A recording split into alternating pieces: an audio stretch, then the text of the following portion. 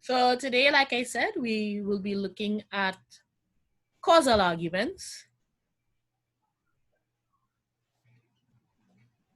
presenting what might be the cause of a phenomenon or the effects of a phenomenon.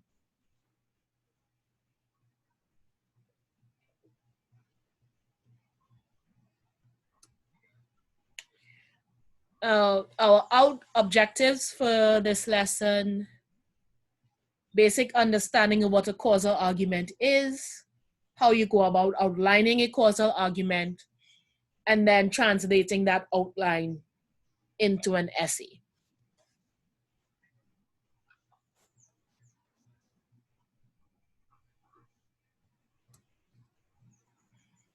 So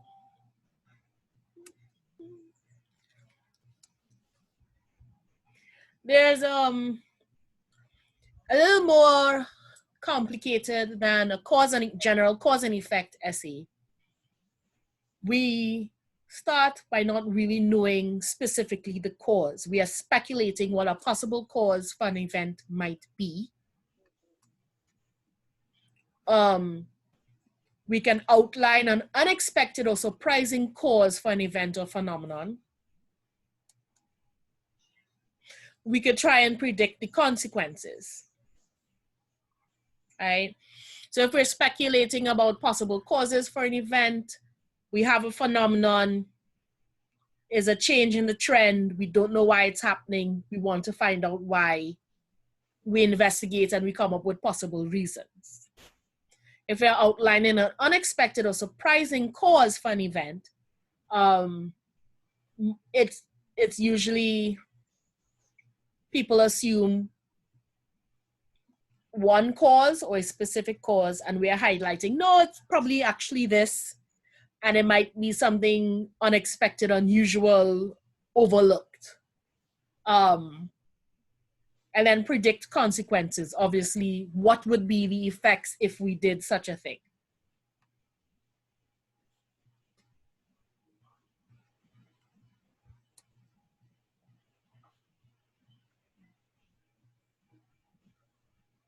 So, very important, if we are going to argue a cause or an effect, we must establish a causal relationship.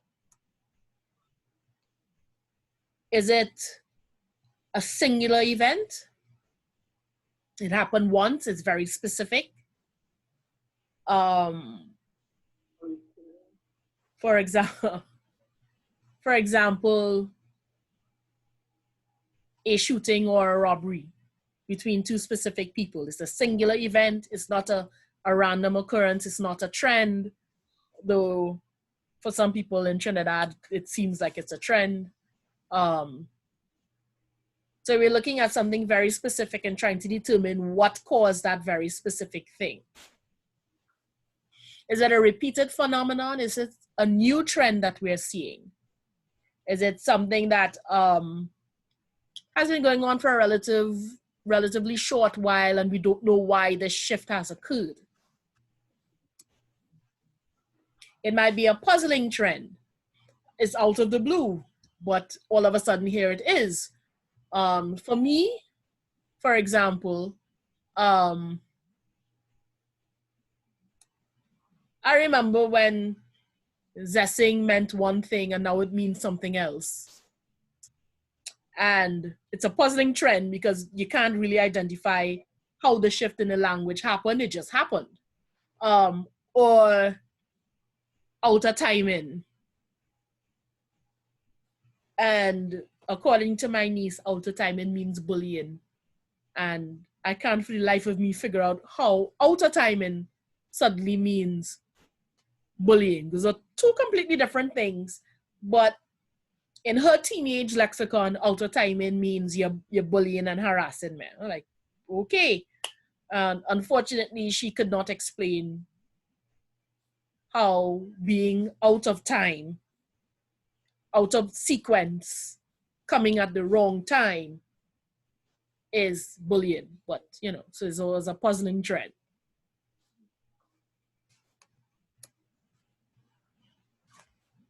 Miss, while you're switching to the next slide, I think it most times when children say, especially teenagers, they say the teacher is out of timing, is because the teacher is trying to correct them. So that's probably why they have made that shift from associated the phrase out of timing with being bullying.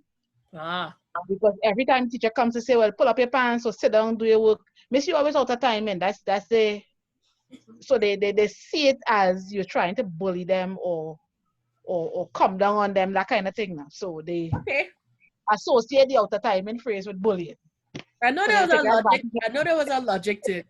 But when she said it, I just remembered, I think the soca is a soca song from 2007 or somewhere there, where the girl was making fun, the singer making fun of the guy for being out of timing.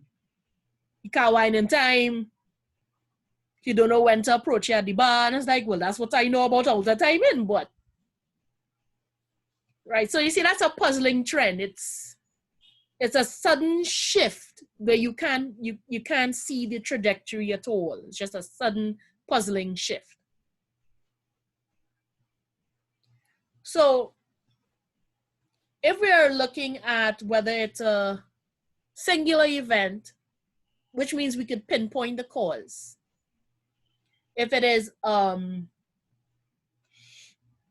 puzzling event, we can speculate the cause. So between a singular event or recurring phenomenon or a puzzling trend, we might have to pick and choose our strategies.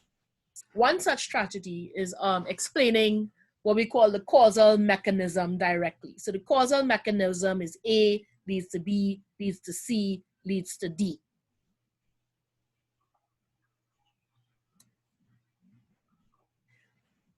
We could infer causal links using inductive reasoning. So if it is a singular phenomenon with a clear-cut cause that we can identify or a clear-cut effect that we can identify, we might go with explaining the causal mechanism directly.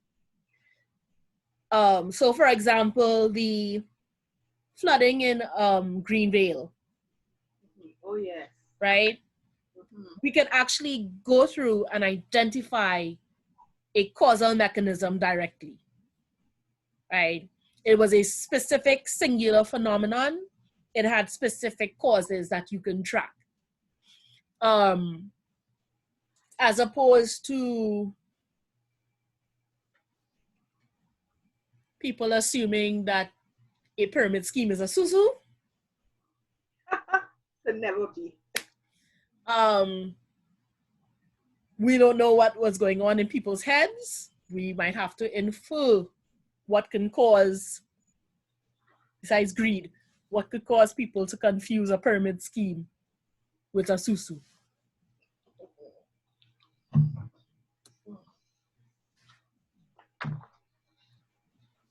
So let's look at explaining the causal mechanism.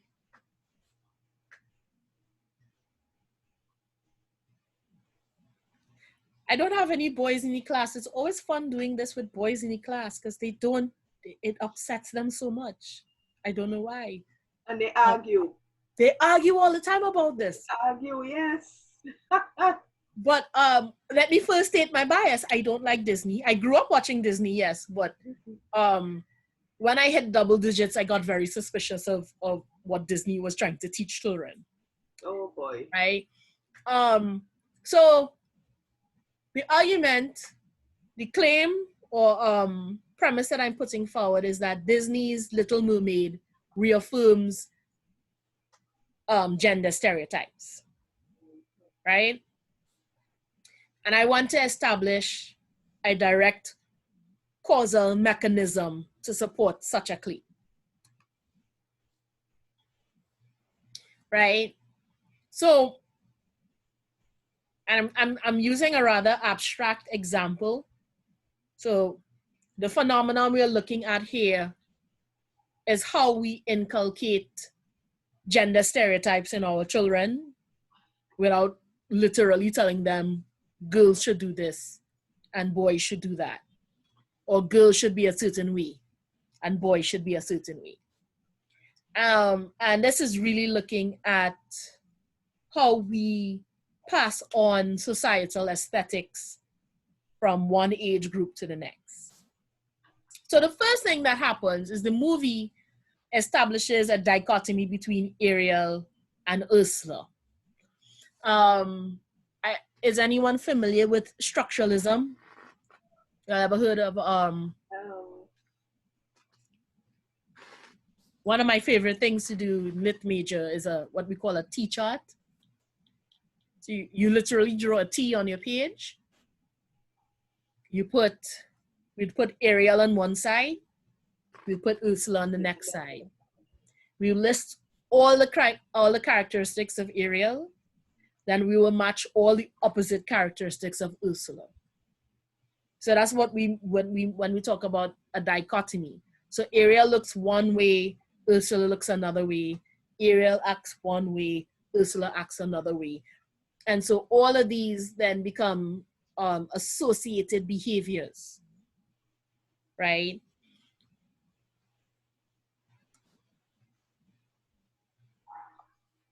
It associates attractiveness with goodness. So Ariel is thin, big-eyed, ample-chested. She is the stereotype of European beauty. She's also loyal, adventurous, kind, meek.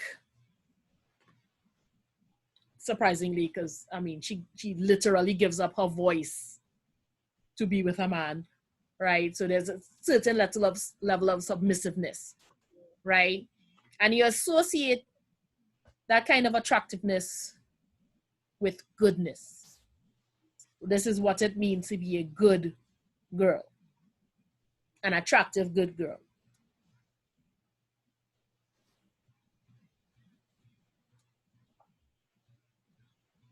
So the next step, so we have this, we establish a dichotomy. The dichotomy tells us that a good girl, a pretty girl does these things. Girls watch the movie and internalize that association. So if I want to be pretty, I'm going to do these things. I'm going to act this way. If I want to be ostracized and thought of as unattractive, I will act like Ursula.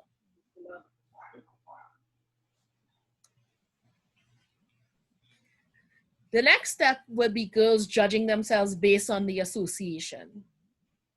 So if you aren't falling in the Ariel group based on looks, you start to associate yourself with Ursula, you start to be more judgmental about yourself. And then they would adapt their behavior to fit the association. So I'm saying that I'm establishing a chain of events leading up to the claim that I'm making that Disney's Little Mermaid reaffirms gender stereotypes. You don't have to agree with me.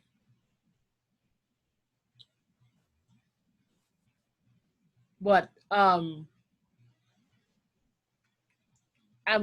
that's a definite A, B, C, D, E.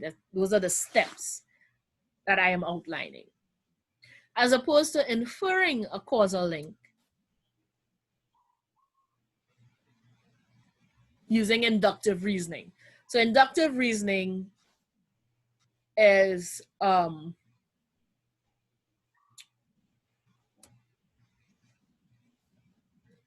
gathering all your information and looking for commonalities, looking for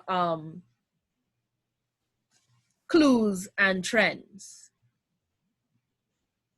Slightly different from deductive reasoning, where you are given a premise or you're given a logical idea, and based on those two logical ideas, you come up with a third logical idea.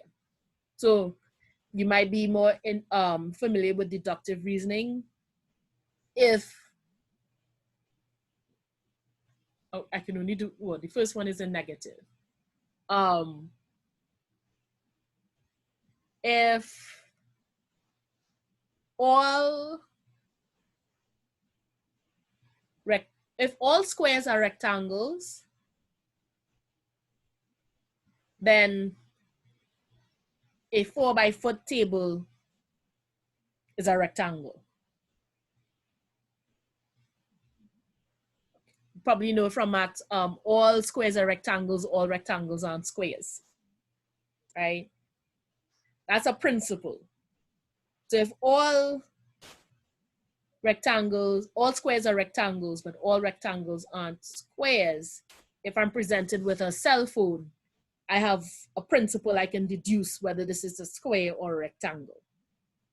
So I'm taking the logical principles that you give me and I'm deducing a logical answer. Inductive reasoning, you gather up all the information you have and you sort through the information looking for the logic linking all the information together, right? So especially if you're looking at a recurring phenomenon or a puzzling trend, you want to determine the common element. What is the common element between all these occurrences? What is the singularity or difference? So if, as to go with is Trevine saying that right? To go with Trevine's example, the singularity is that student who suddenly decides you telling them to obey the rules is bullying and being out of time. So out of timing becomes bullying, right? As opposed to being out of time and just being at the wrong place and time to have this interaction. So determining what's the singularity, what's the difference? So what's common with all these phenomenon? What is different? What might be just correlations? And be very careful, because when we're looking at causal arguments, we do not want to commit the logical fallacy of ad hoc ergo propter hoc. Because something happens, therefore, it must be the cause of something else. Because these two events happen side by side, one must cause the other, right? Which is one of the more common fallacies that you will see in everyday conversation on social media, etc., right? So you want to determine what are just correlations. So just because it rained heavily yesterday and your big toe started to hurt doesn't mean rain makes your big toe hurt, right? Those are just correlating events. A lot of superstitions start with a ad hoc ergo propter hoc. I wore a blue shirt the last time West Indies won, so I must wear a blue shirt every time West Indies plays if I want them to win, right? That's associating a correlating event and assuming one is a cause of the other.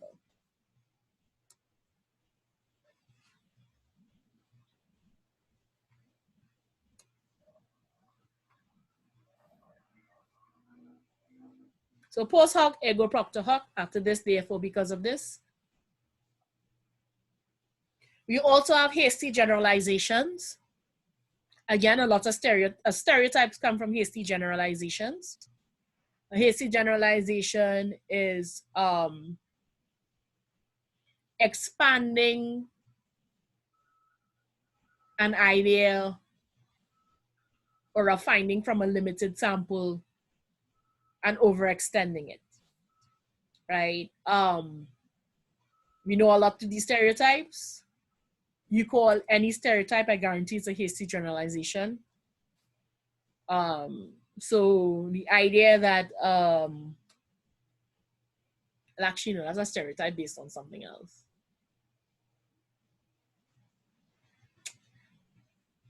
Let's see. So, for example, and this is very controversial, but all pit bulls are dangerous.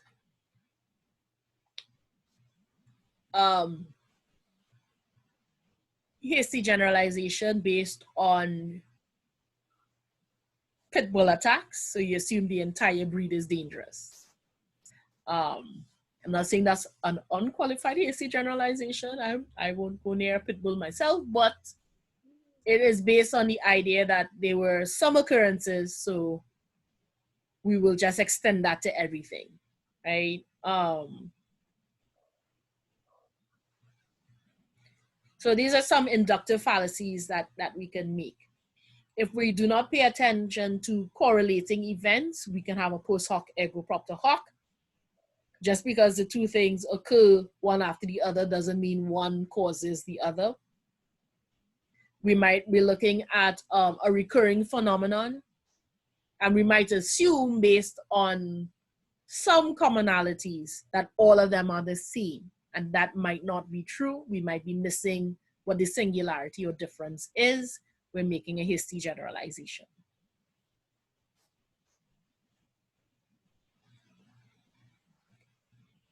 So we can look at the organizational strategies.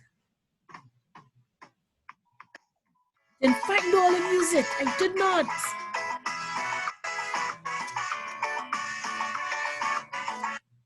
Hold on one second. I love it, but I can't talk through it. Which one is that?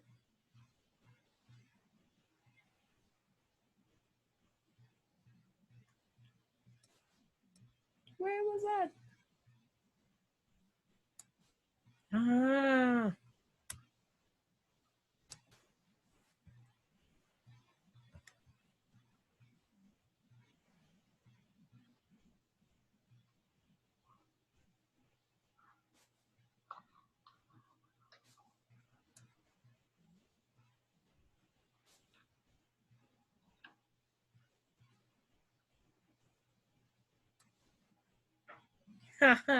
Sorry about that.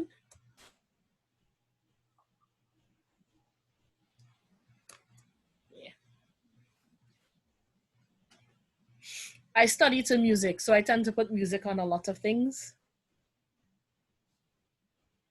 But let's look at the organizing strategy. And for those of you who were here last week, this is going to sound familiar. Introduce or the issue and state your claim. State the problem or the purpose of the study.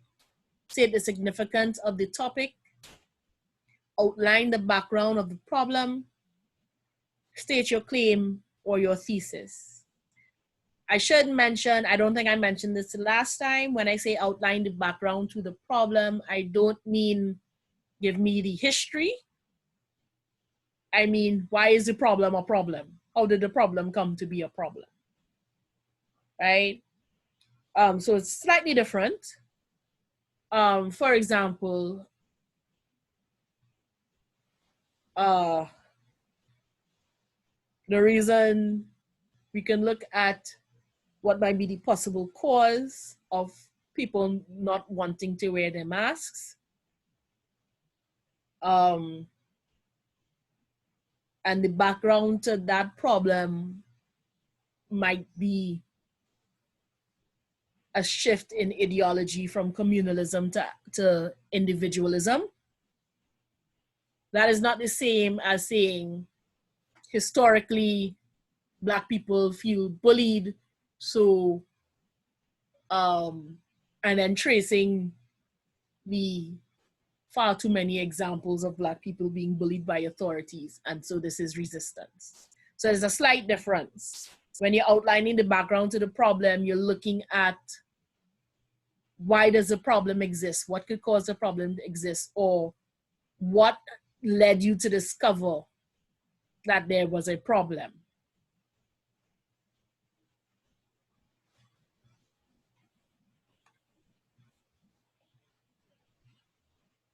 Now, you can, and we said when we talked about either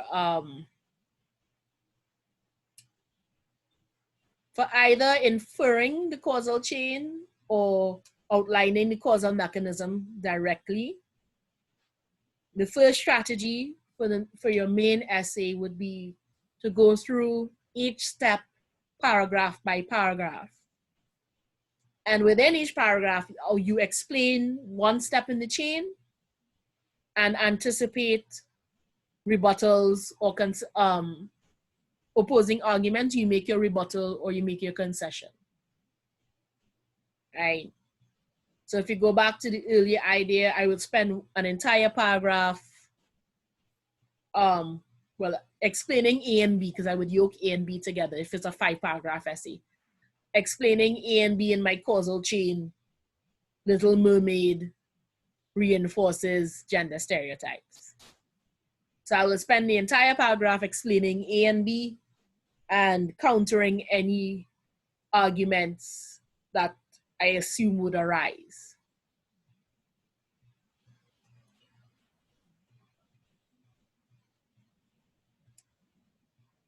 And then you will simply conclude. And remember, conclusion is an inversion of your introduction. So you will start by summarizing your argument, then connecting it to the bigger picture or the significance, and end with a nice bang or clincher sentence. That's one strategy.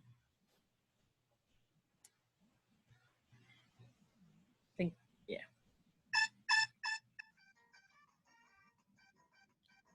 Look.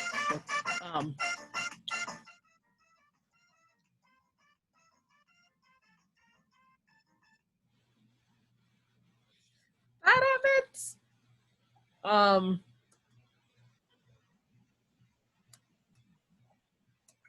Keep telling myself I have to go through and clean all these things I never do. Gary.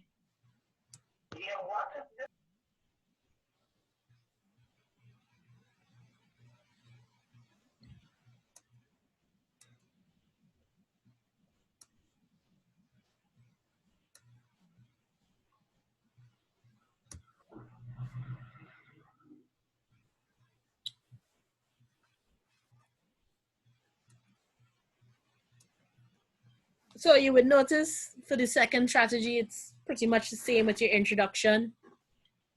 And I can say the introduction is pretty much standard, no matter what kind of argumentation you're doing.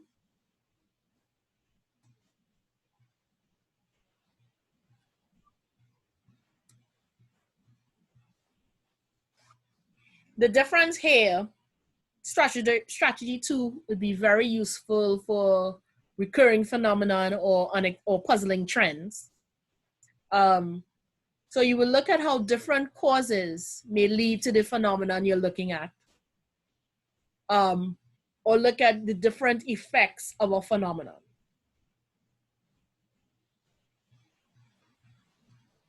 So you would look at, if you're looking at causes, for example, you would look at, in each paragraph, a possible cause, and do your rebuttals. You would look at arranging it so that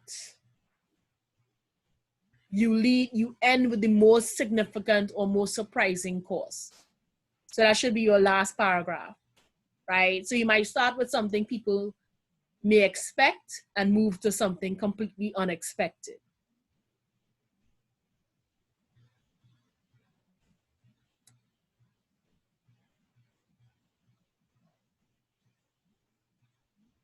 And then conclude. So the main difference with the first strategy is that you would spell out your chain. So that's doing the direct causal mechanism.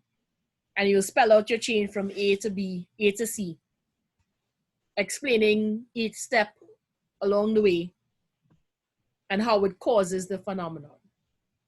In the second strategy, you're looking at possible causes or possible effects. And that's more speculative. It's based on your inductive reasoning and ability to argue what you've come up with. And that's more suitable for puzzling trends or recurring phenomenon.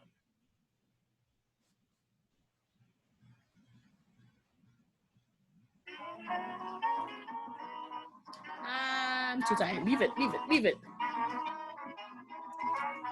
Right? Same introduction. Well, this one is class. The Chaga magistrate for 5 ring to pass. You must know. Well, this one is class.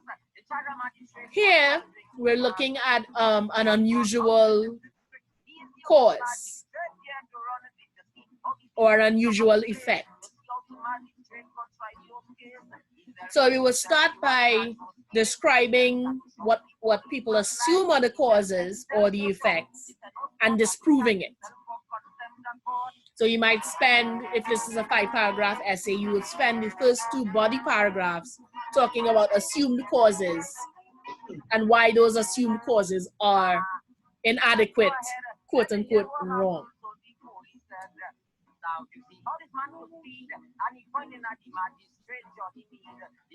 In your 3rd paragraph, you would discuss what is the surprising or unexpected cause or effect. And here you will outline briefly or quickly your causal argument or your chain and engage anticipated opposition. Here you really are rebutting in the last section of the essay, because here is where the controversy is.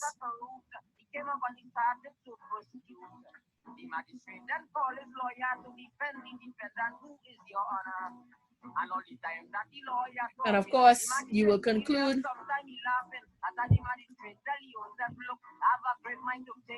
tying everything back to the larger picture and end with a bang, a nice, powerful statement. Any questions so far?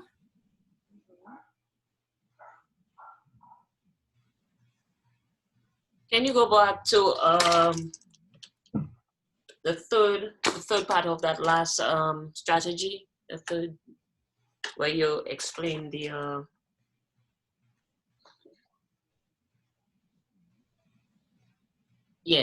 outline casual argument.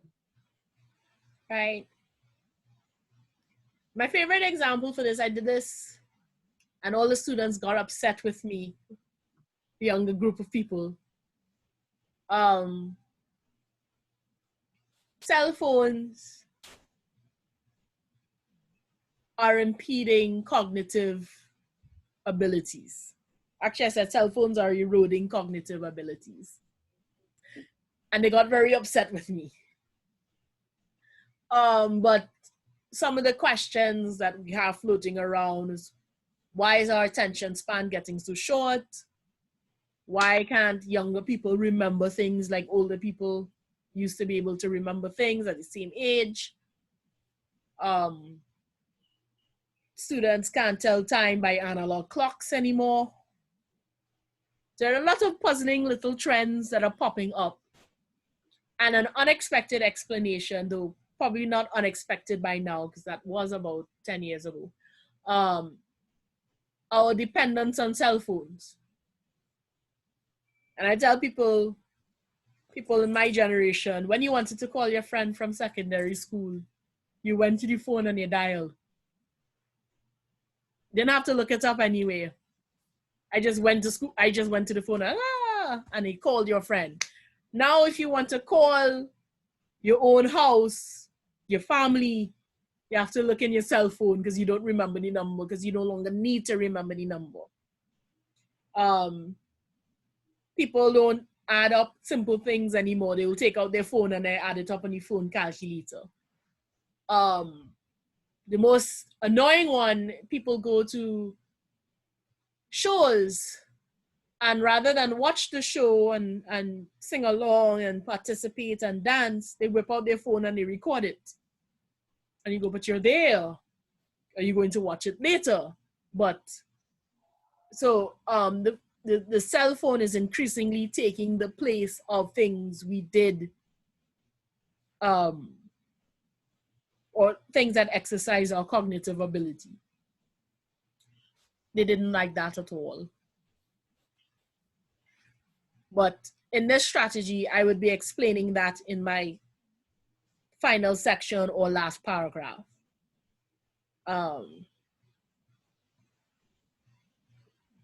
You good with this?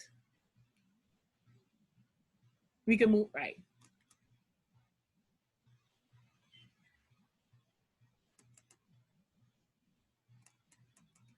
So the assignment will be to write an outline for a causal argument. And I want to stress, we are just doing outlines. Don't write an essay. Write an outline.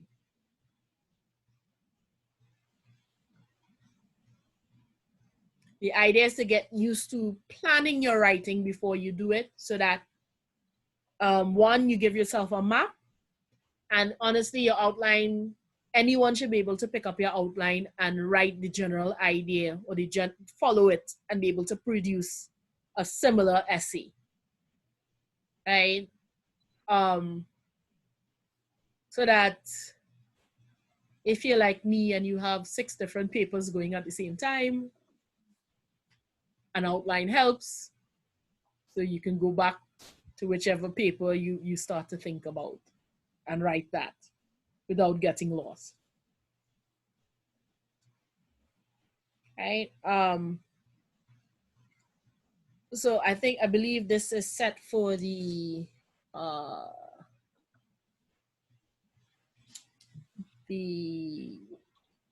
It'll be open till the 8th.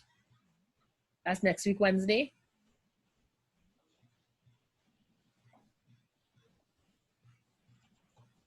Oh, that's in Bible time. All right.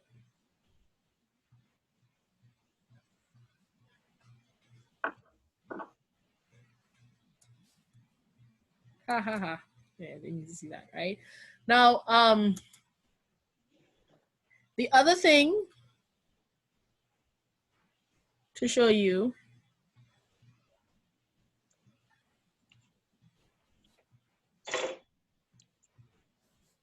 would be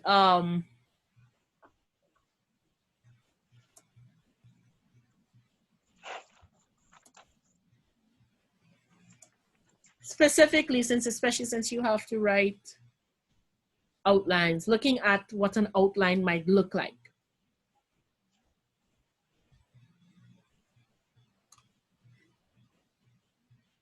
Right?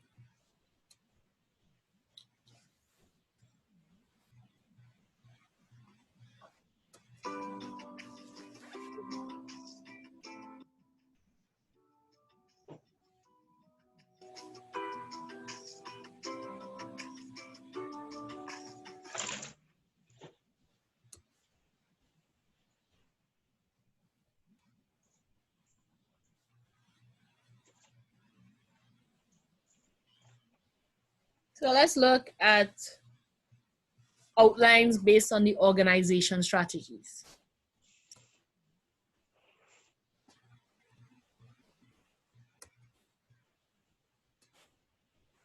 So we just talked about the 2 main functions of a causal argument, proving what caused a particular phenomenon and predicting what are the effects of a particular phenomenon.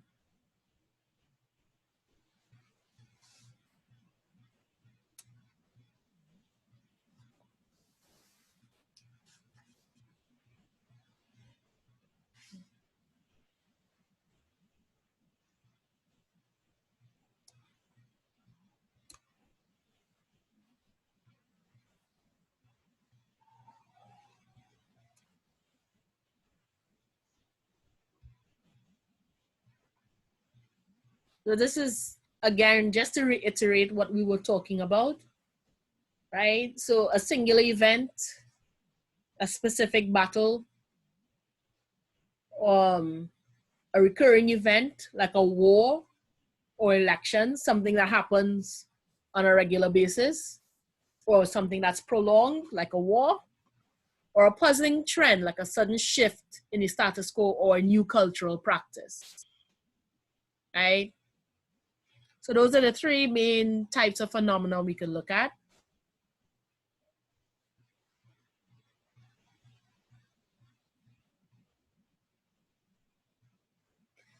And again, a singular event might be easier to find the cause or effect of. Recurring events, puzzling trends, takes a little more investigation.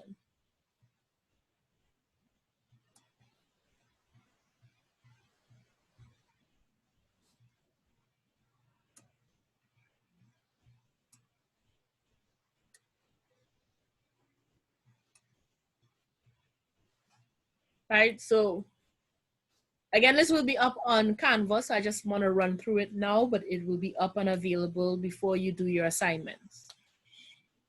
So you can either do the causal chain or infer or induce causal links.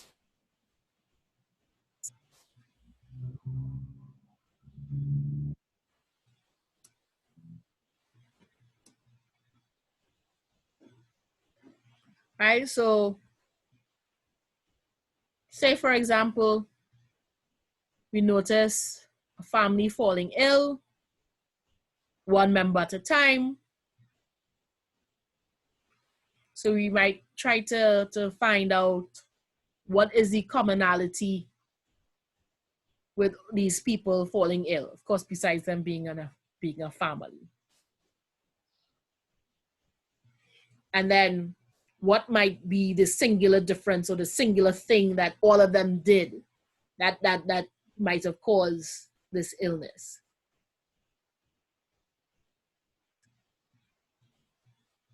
Right? So we see a shift in trend for this example. The student is used to getting A's, but suddenly barely gets a B in any of his classes.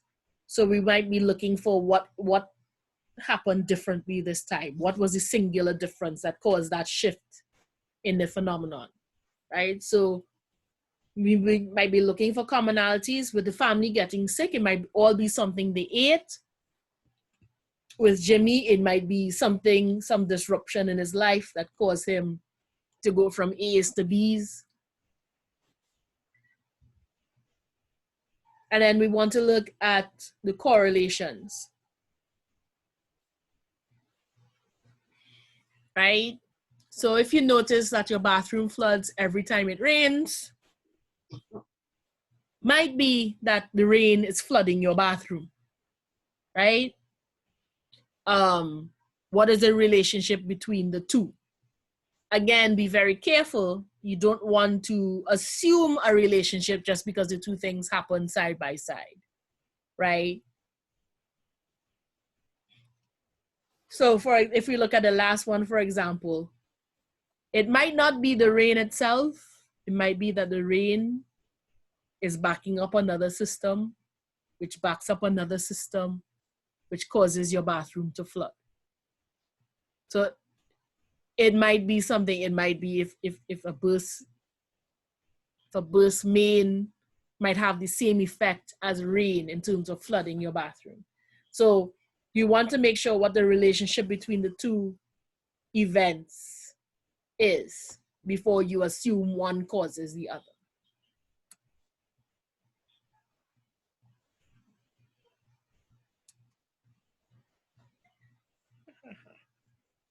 All right, so let's take a look. Now, this is just a refresher. There are three main steps to writing an argument, or writing any kind of essay: pre-writing, drafting, and editing. Since we're talking about outlines, we're talking about pre-writing. So in pre-writing, we have various steps: finding a topic, brainstorming that topic, and then finally arriving at an outline, right? So we're looking at the pre-writing here.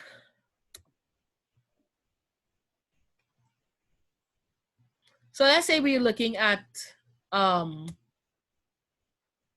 my favorite example. Disney's Little Mermaid reinforces patriarchal aesthetic standards. I said it a little more piled high and deep, right? What we need to do is show that relationship, that correlating relationship between watching Little Mermaids and girls displaying patriarchal ideals. So in this type of argument, I am presenting an unusual cause, and I am examining how one phenomenon correlates to another phenomenon.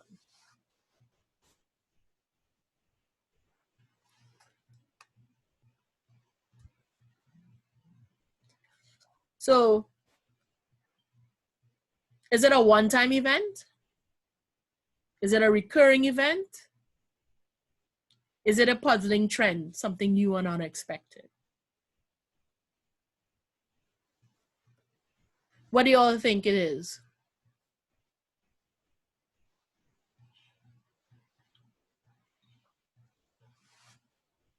Recurring. Recurring? Yeah. How many people agree? Yeah. Yeah? Current, yeah.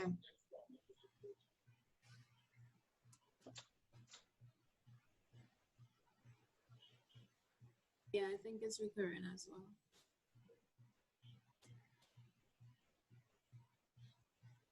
We're focusing on a specific movie,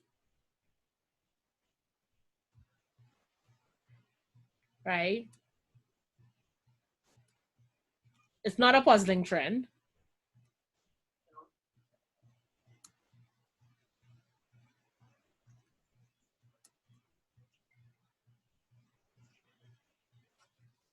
Right? Now, we consider this a singular event because it's a very specific phenomenon. They watch this one movie and they start to act as a specific way. So I'm using, in other words, a case study. I don't want to say all Disney movies, though in my heart, I believe all Disney movies do this. Right? I don't want to say... Sorry, That's that's what why I recurring. said recurring, because Recurring, yeah. I'm thinking all Disney movies. True. So, Yeah, I believe all Disney movies do this, but I want to look specifically at a single movie and track it through a single grouping of girls. So I'm not ready to make a generalization because the sample size I would be using would be far too small for that, right? So we're talking about a specific movie and a specific result. So we'll just call it a singular phenomenon, a one-time event. This also means I can make a more qualified claim than a strong claim. I won't say all Disney movies perpetuate patriarchal ideals, though they do. I tried to think of a single, I think Brave is the only, no, Moana too. Brave and Moana, the only two movies I can think of where the female character doesn't end up married in the end.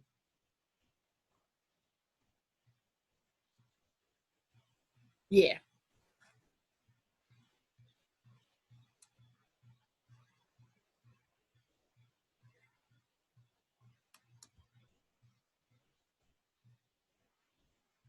So the next thing, are we suggesting a cause or proposing an effect?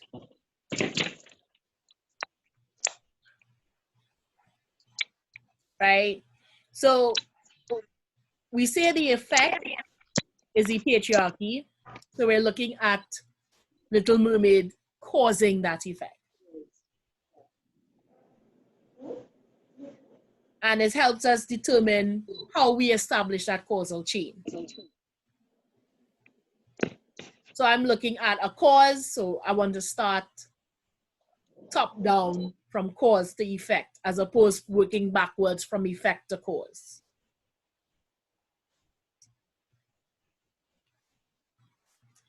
Right? So I'm going from cause to effect. So the first event is exposure to the film.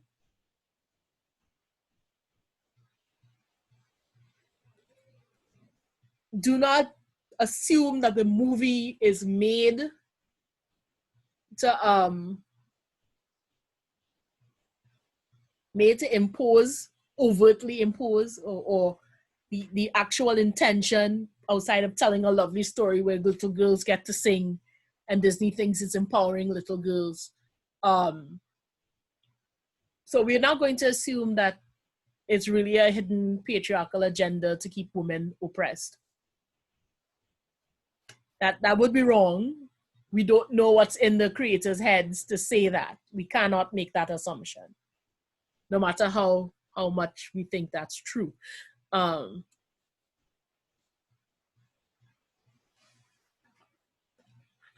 What we could look at as a symbolism, the imagery, the moral of the story. And if you're like me, we could also differentiate between Hans Christian Andersen's version of The Little Mermaid, where she doesn't get to die and she dies and turns into sea foam, and Disney's version of The Little Mermaid, which is a lot less dark. The next event we want to look at would be altered behavior. Again, since we don't know what the viewers would be thinking, we can only observe and speculate about why the changes in their behavior and attitude happen, right? So what we're doing here is inductive argument. We're inducting or making an induction about the causes, right? And it's the same thing with the third event. So we're looking at change behavior towards themselves and change behavior towards others.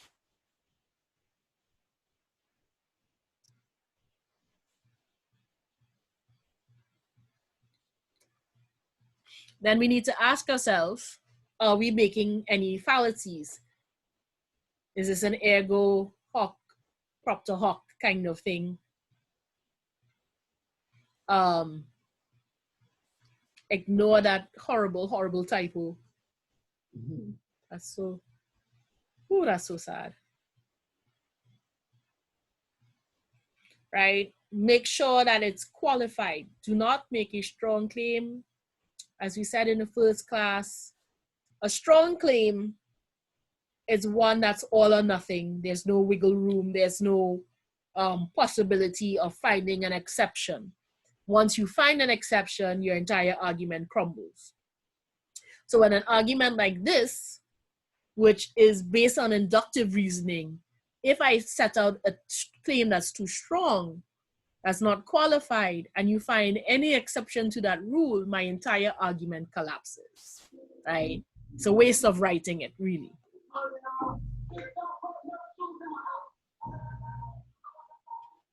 Know your assumptions.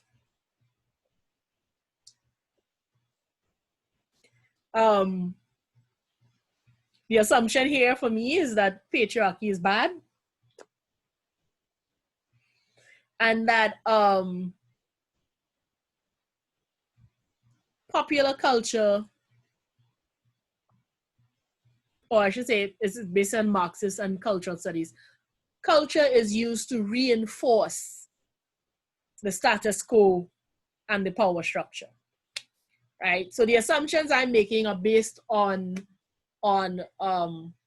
theory and ideology. Patriarchy is bad. That's a feminist reading. And culture is used to perpetuate. Oppression is a very strong word. Oppression. That's a Marxist / cultural studies reading.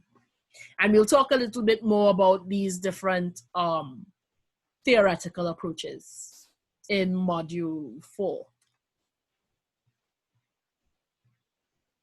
And depending on where I go, my audience might not share these assumptions. They might. If I was giving this speech in the middle of Lilith Fair, I don't know how many people know about.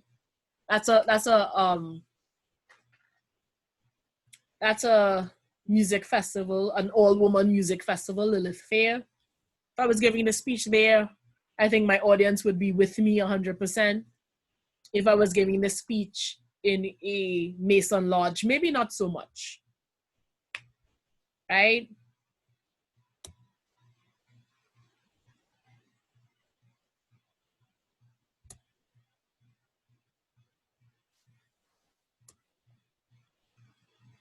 So if we remember, there's 3 strategies we can use. We can look at how the cause leads to the event. We can suggest different causes and effects. We can suggest an unusual cause. Let me go back. For the argument, we're looking at which one do you think it should be? Trace how a cause leads to an effect, suggest different causes for or effects, or suggest an unusual cause.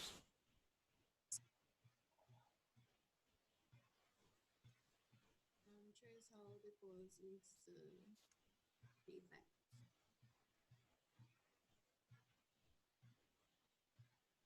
I would use the first one. The first one? You can trace how the cause leads to the effect. In one body paragraph each to describe event steps leading up to the effect. I would pick that one. Okay. Everyone agrees?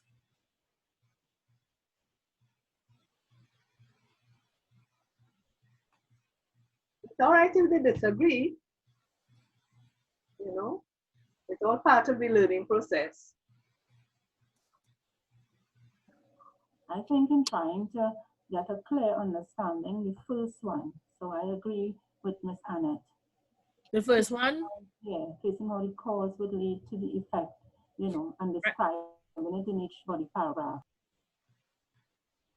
So each body paragraph, so remember in the last set of slides we looked at, we established A leads to B, leads to C, leads to D. So in each body paragraph, we would have how A leads to B. The next paragraph will be how B leads to C. Then the next paragraph will be how C leads to D, the final effect. Right? So we will be spelling out paragraph by paragraph how the cause leads to the effect.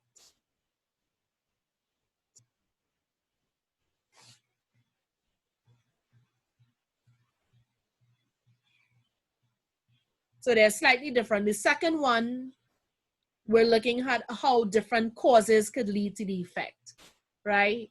So if we are looking at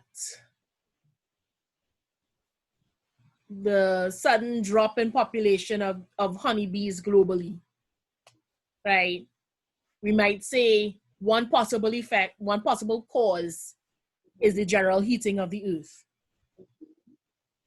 That'll be a paragraph and showing how the general heating of the earth could lead to the diminishing bee population. We might say another cause is chemicals in the chemicals and fertilizers in the flora and fauna. Yeah, so overuse of fertilizers. Yeah. Right? So that might be another paragraph where we look at how overuse of fertilizers leads to a drop in the bee population. And then we might also look at the genetically modified food, GMOs. Yeah. And show how that might change the food source for the bees, and that would eventually lead to the shrinking of their population. So each paragraph will outline a possible cause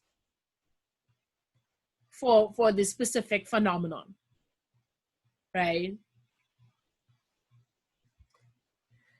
The third one, we would establish to commonly held beliefs or reasons or causes. And then in the third paragraph, explain why all that is nonsense. And this is the actual strange reason this really happens, right? So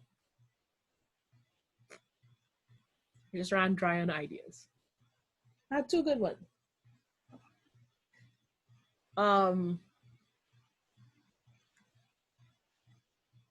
even afraid to mention that because I don't believe it, and it's a scary. Yeah, let's not go there. But y'all get the idea, right? So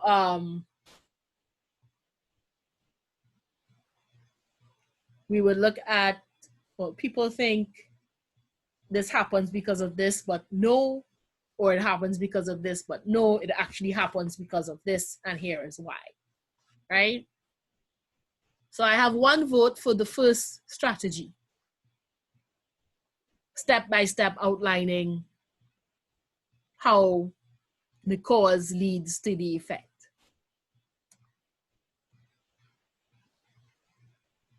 That clarified your question? Yeah? No?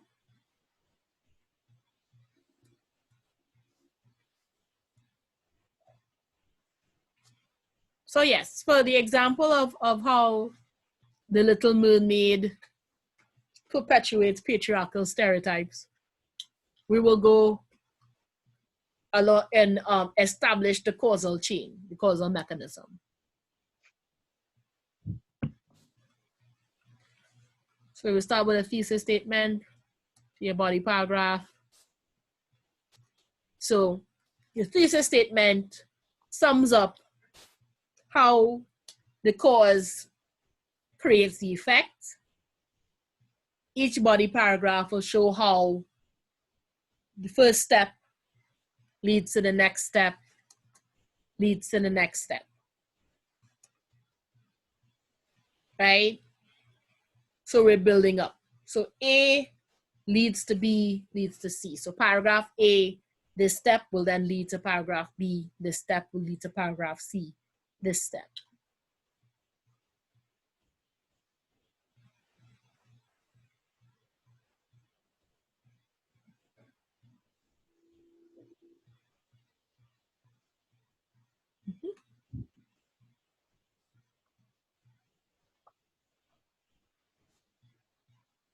So this is what the actual outline would start to look like.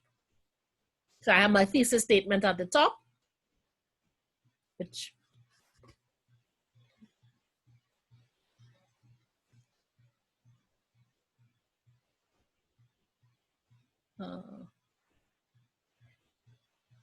right, which I can't really see because I can't move this bar right now. Where are you?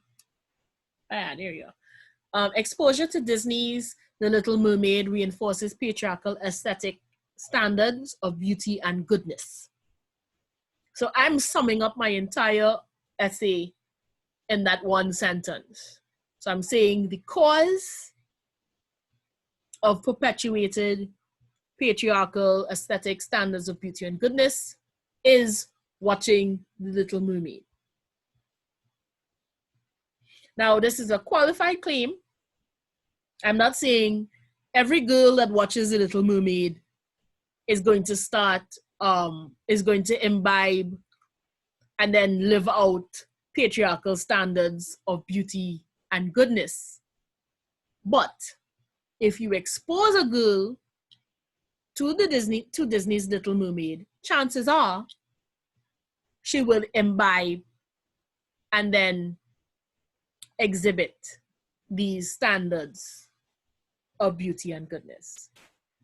So it's a slight difference. I can't argue. If I argue every girl and you find a girl who's watched Little Mermaid and has gone in a completely different direction, my entire argument falls apart. Right? So my first body paragraph is looking at how the movie distinguishes between between good and evil by using Ariel and Ursula.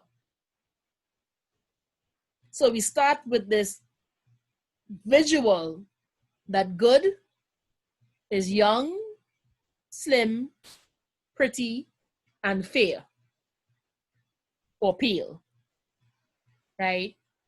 And a visual that evil is older, fat, and dark, right?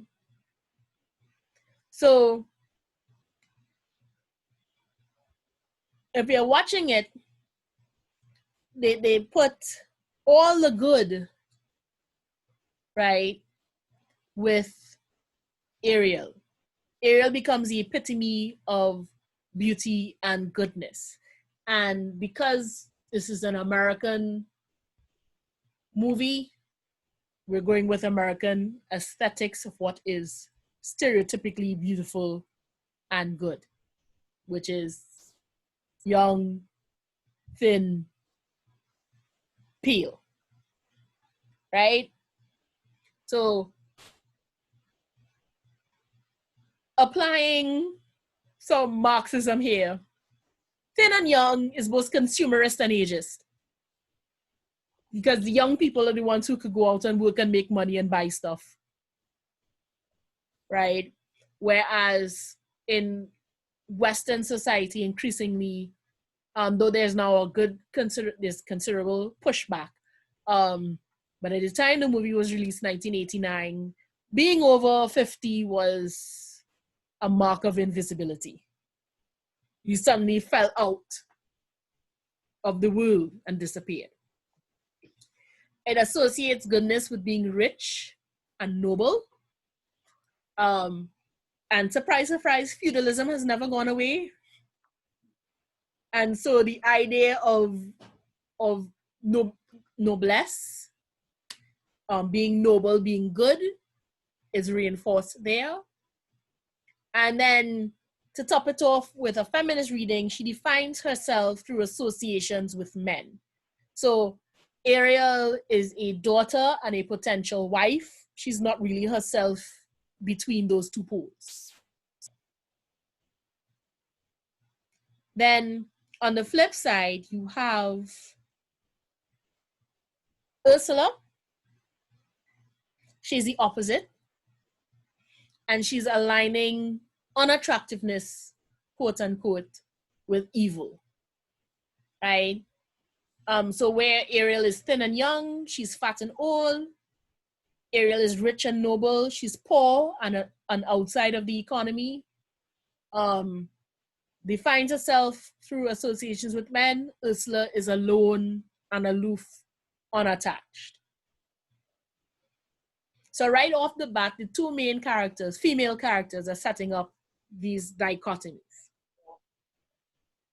So when I'm going through the paragraph, I'm actually breaking down that first topic sentence bit by bit to prove myself, right? So I have to explain what I mean by the dichotomy between good and bad. So point A under my topic sentence explains what I mean by good. Point B explains what I mean by bad or evil.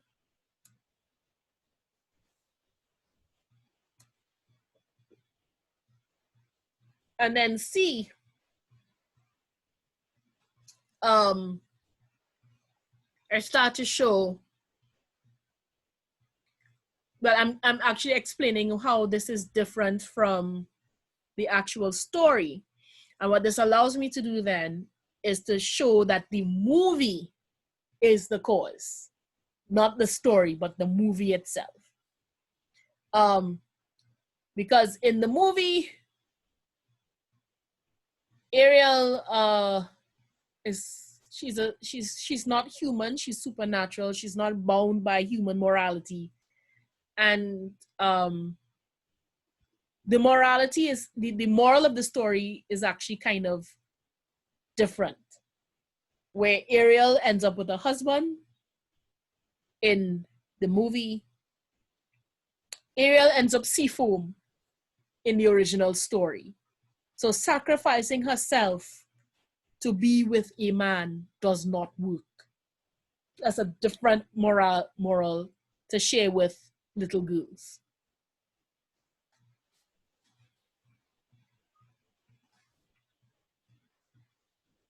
So in the next paragraph, with right, girls watching the movie internalize and judge themselves based on this association. So this is the second event that we're talking about. So the girls will watch the movie, and as every Disney ad tells you, little girls want to be princesses.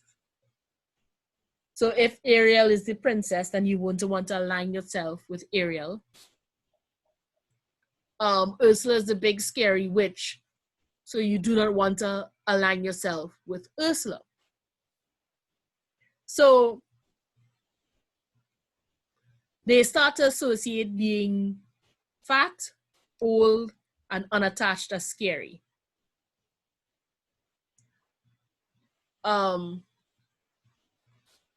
They learn that Ariel's sacrifice is justifiable because she's rewarded for her sacrifice. Right? And this is reinforced actually, or it's playing on our natural inclination to partner at some point. And so it is a lot easier to manipulate young girls into thinking certain sacrifices are acceptable, because eventually when hormones hit, they are going to want a partner, and they're going to start exhibiting what they've imbibed from watching Little Mermaid when they start to look for partners.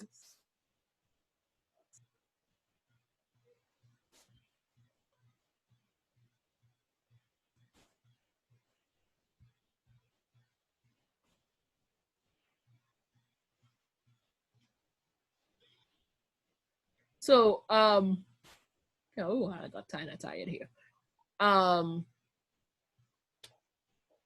The third paragraph, girls adapt their behavior to fit the association.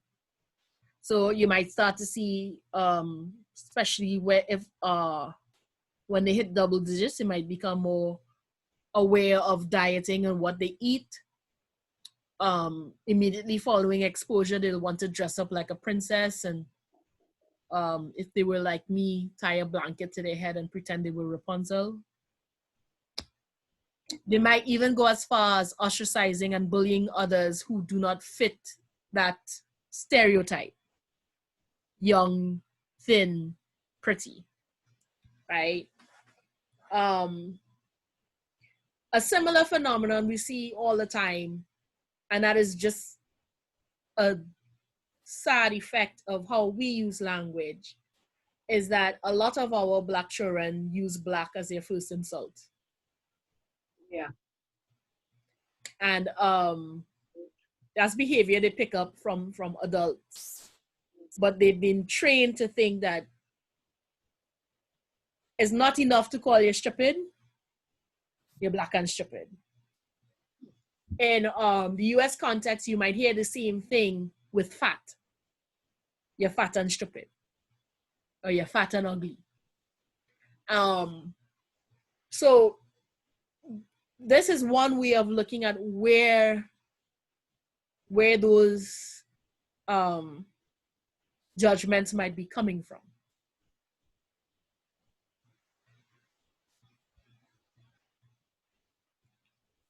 So I outlined as an example to show what an outline would look like for a causal argument, this one establishing the causal chain, right? And so from the beginning to end of the paragraph, you see how one event, what we call like mini causes of the event, and then many causes of another event leading to the overall effect, right?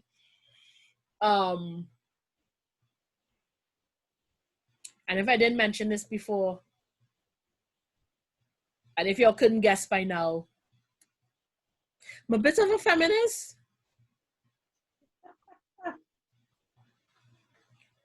Bit left-leaning too, so I think we gathered that. I don't generally don't expect people to really buy into the argument wholesale. So I tell you, it's a lot of fun when you're teaching younger people literature and you tell them that Disney movies have very limited relation with the source material. And then when you tell them what the real source material is, they're always so shocked, because you don't see blood in Cinderella. It would be a completely different cartoon if you did. But they do chop off toes and heels. Yeah. In the original Cinderella, the stepsisters, one cuts off a big toe, the other one cuts off a heel to try and fit. And it's only because they bled out of the shoe that people discovered that they weren't Cinderella. Yeah. But my favorite, one of the best ones is Pocahontas, because Pocahontas was 8. She was not an adult. Yeah. Just let that sink in with her relationship with John Smith. Completely different movie. Now, I was looking at a game show the other day, and one of the questions was, name something associated with Disney movies. And they had song, husband, princess, all the things that you spoke about that would lead to that that type of yeah. So I think, association. yeah. For me, the worst, when my niece lived with us growing up, and she's really one of the reasons I started watching with that different kind of perspective. So I watched, she loved Hannah Montana, so I started watching Hannah Montana. And came up with the 2 main lessons Disney shows and Nickelodeon, to a lesser extent, teach children. Your parents know nothing. Do not trust your parents. Do not consult your parents. Go to your friends. And 2, you must be paired as soon as possible with the opposite sex. And it was disturbing to watch. There was one show with a little, forgot what it was called. It was a little black girl, and she barely had bubbies, but she had a boyfriend. I was like, something's wrong with that. You're way too young for that. That you should be thinking about other things. But it's really teaching your children. So when we talk about children being rude and we don't know why, and they won't listen to authorities because they're watching shows that teach them don't listen to authority. It's very scary, right? Let me open it up to any questions, points of clarification.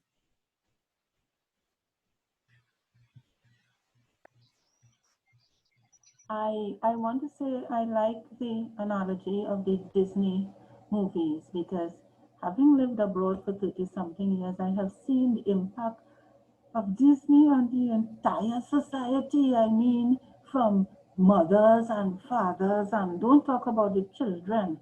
I mean, sometimes even if some of them, you can see when they shop at Macy's, and all the Disney stores, I wondered, how compared to back home and our upbringing, children have their parents' credit cards and they are purchasing things like they now, as soon as it is out in the market.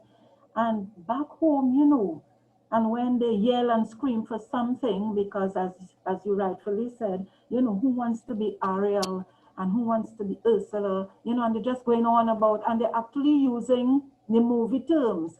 So the children become these characters, and they dress in these things to go to school. And then you wonder, back home we know when you're only utter and your face screwed up, you get the one eye treatment when we were growing up. And now you you screw up your face and you give a child the one-eye treatment, they ask you something wrong with your eye, it's something going to your eye. So I'm liking where you're going with cause and effect, And that's why I said to me the more basic one to understand what you're saying would be that first one, because coming down to the third one with the number of different causes, and then you're outlining the last part, why do we say, like normally we would say when too much rain after following a week of sunshine, earthquake. And then the meteorologist will tell you, please do not say that earthquake is coming. That has nothing to do with anything. And as soon as the earth shake a little, say, see, the Met man lie, tell all there was earthquake coming. So that's how I'm kind of getting with your cause and effect there. Yeah. Trinidad is on a fault line. Yeah. So the weather has nothing to do with whether we have an earthquake or not. It, when that fault decides to move, we will get an earthquake. But we do it a lot. We do ad hoc, ergo propter hoc all the time. All the time, right? If you get, and here's the generalization. So if you get cut off in traffic, right? The first thing, especially if you're driving with a man, the first thing, them women drivers don't know how to drive. So I was looking the window and it's like, that was a man. Just so you know. It's not all women who drive so. True. Every single time. Every single because most of the time it's not no. Most of the time you get a bad drive. I remember arguing this with an undergrad class, and it's like, women are bad drivers. It's like, if women are such bad drivers, how come our premiums are lower with insurance? True. Means we have less accidents, right? So they trust us more. That's what that means. But so that, because it's a hasty generalization that all women can't drive. So when we're doing cause and effect, we have to be very, very careful that we don't just generalize too hastily or make a wrong correlation assumption. Just because two things happen back to back don't mean one causes the other, right? So right now we have a puzzling trend with CXE, CSEC. That's what the young people call it now, CSEC. Yeah, CSEC. That sudden shift from, I tell people in my year, well, no, we knew what the phenomenon was. In my year, 3 things happened. There was an earthquake. No, there was a hurricane, sorry. It was a major hurricane that delayed marking. There was a scandal in Barbados about stolen biology papers, I think it was. Biology or chemistry, I'm not even sure. And then for some strange reason, somebody thought it was a good idea to use an optical character reader to mark exams. So, you know how banks scan your signature? They use an optical character reader. Your signature has to be exact. Your signature has to be pre-scanned so it could scan and check. So I don't know how you can use an optical character reader to mark essay scripts, but they tried. Didn't go to school until October. Right? But those aren't just correlating events. Those were causes of the delay. Right? Now, with COVID, we are doing a lot of speculation. And a lot of people speculate into ad hoc, ergo propter hoc, or hasty generalization. So be very careful when you are outlining your own arguments that you make sure and analyze the correlation between events so that you're not making a hasty generalization, or you're not simply saying, well, the leaf fell and then it rained. So every time a leaf falls, it's going to rain. That's not true, right? Any other questions, comments? Just make sure nothing else they want to cover.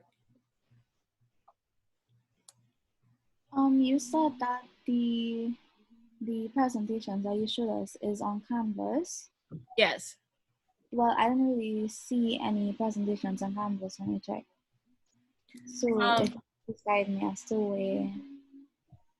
You're using a computer or your phone? I checked the computer first and then I checked the phone and I didn't see it either way.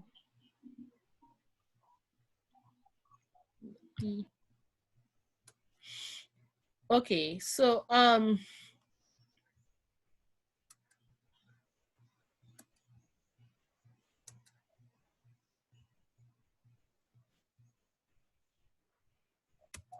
here we are.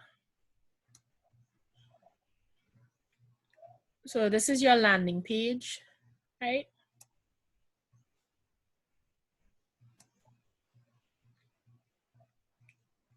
Now, I'm asking because on the phone, I don't think the module buttons show up. But if when you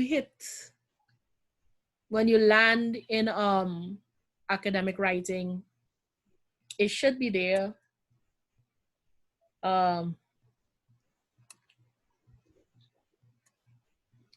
gonna have to figure out a way to jumpstart some of this. Okay, I have some design elements to fix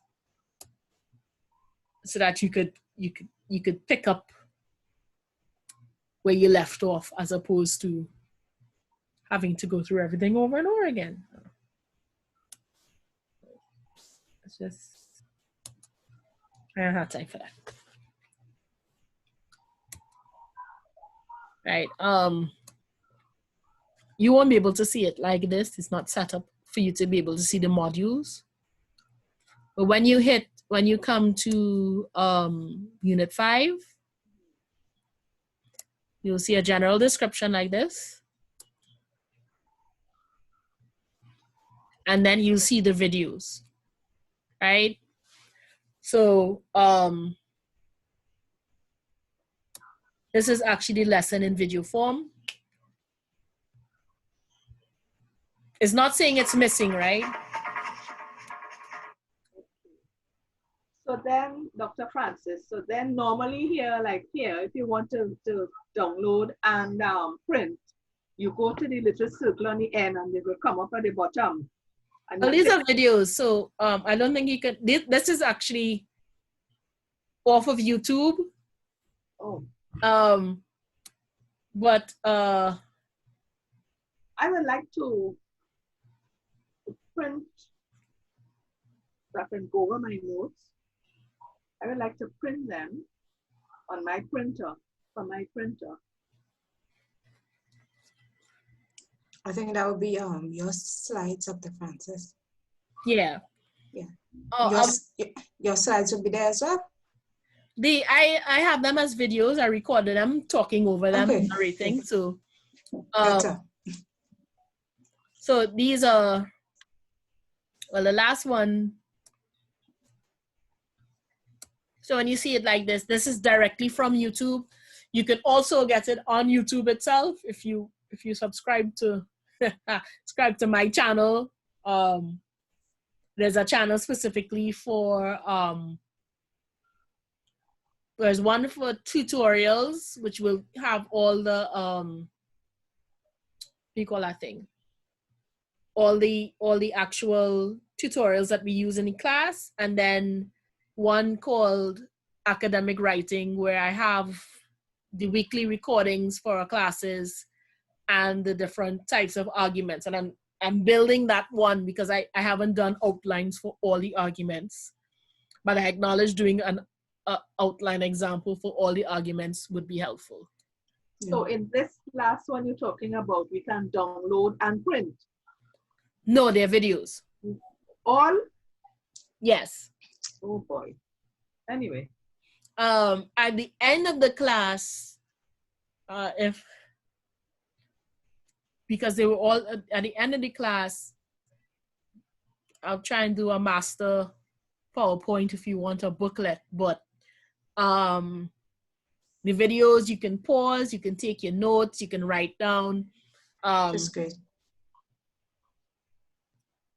Let me put a plug for writing out your notes by hand. It actually helps you remember things a lot better than just printing out stuff or reading or taking pictures. I don't know how the teachers in this group cope when you see young people go to the board and snap a picture and I go, you're not going to remember anything.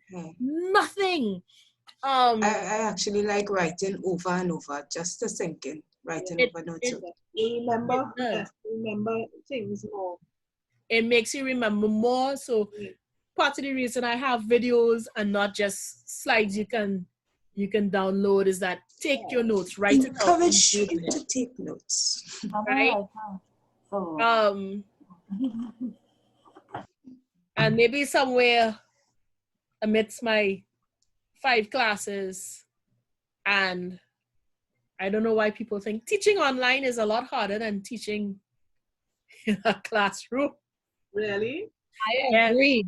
1,000,000%.